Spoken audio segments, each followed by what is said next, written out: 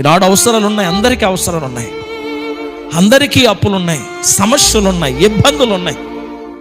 అమ్మా, చాలా నష్టాలలో మనం ఉన్నాం, చాలా ఇరుకులలో ఉన్నాం. నిజంగా ఒక 100 రూపాయలు కూడా ఈనాడు మన చేతుల్లో లేని కొన్ని కుటుంబాలు కూడా ఉన్నాయి. నేను లేదన్నో, శ్రమలో ఉన్నవారు ఉన్నారు, ఇబ్బందులలో ఉన్నవారు ఉన్నారు. ఇక నిజంగా ప్రాణాలు తీసుకుంటే చాలు అని ఆ ఆలోచనతో ఉన్నవారు కూడా ఉన్నారు. కానీ వారిని ధైర్యపరిచే మాట ఏమిటో తెలుసా?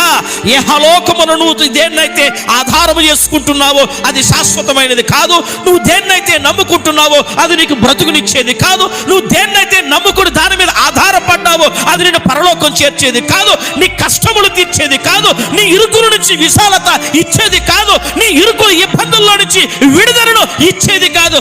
ఒక్కటే ఏమిటి అనంటే, ఆకాశమందు ఆయన తప్ప మనకెవరు కూడా ఆదుకునేవాడు